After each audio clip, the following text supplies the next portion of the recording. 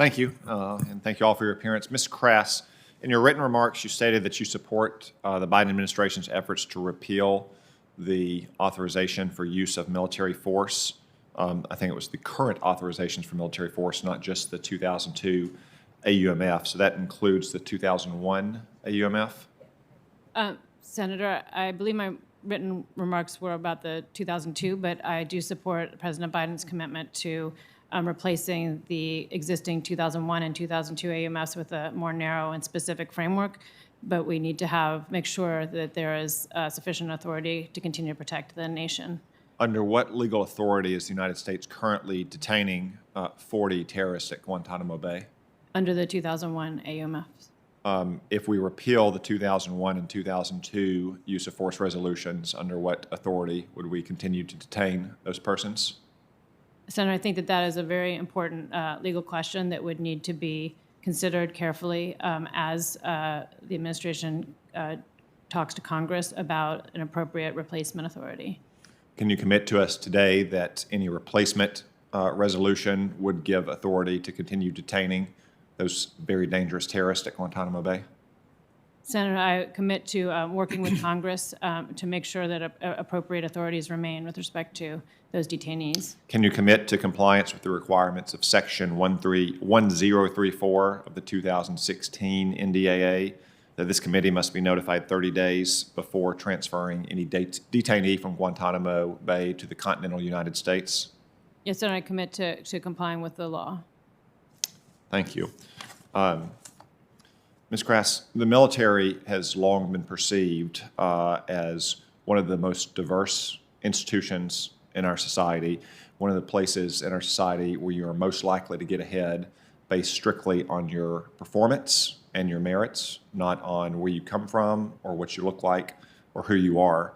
Do you believe that the color of someone's skin or what ethnicity they might identify as should play any role in what job they perform or what rank they wear on their shoulders? Senator, I believe that diversity does make our forces the best in the world, and I do think that all decisions should be made on merit. Thank you. Ms. Krass, I have some concerns about what I saw in the late Obama era as the only Republican who sits on both the Armed Services and the Intelligence Committee, while you were the General Counsel of the CIA. Many of those concerns can't be discussed in this open forum. I'll simply say there was a tendency towards highly bureaucratic and highly technical distinctions between intelligence activities under Title 50 and military activities under Title 10. I found those distinctions often to be tiresome and disruptive of efforts to do what our government should be doing for our people, which is to identify bad guys around the world and capture them or kill them. Can you talk to me a little bit about your understanding of the distinction between Title 10 and Title 50 and give some assurance that as the General Counsel of the Department of Defense, you will not help recreate these very tedious bureaucratic distinctions between so-called Title 10 activities and Title 50 activities? Yes, Senator. The Title 50 framework authorizes covert action, and one of the exceptions from what is a covert action and that therefore conducted under Title 50 is traditional military activity. And I know that there were two clarifications, I think in the 2019 and 2020 NDAAs, that particular activities of the Department of Defense are traditional military activities. And were I to be confirmed, we certainly work to further that understanding amongst the interagency. I'm glad to hear that. Again, we can't talk about this at great length. I think you know what I'm talking about, though. Highly complex, tedious distinctions that only added cumbersome bureaucratic roadblocks to protecting the country from some pretty bad guys around the world.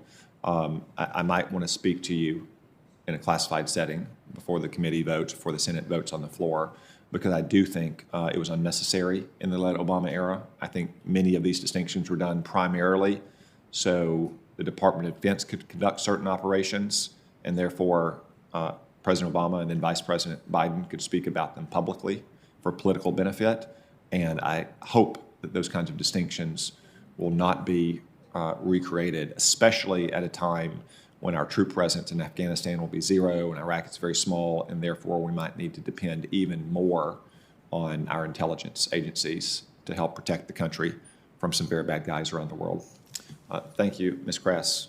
Thank you all again for your appearance, and I'll turn it back to the acting chairman, who also knows what I'm talking about, and I hope agrees with me, as he always does.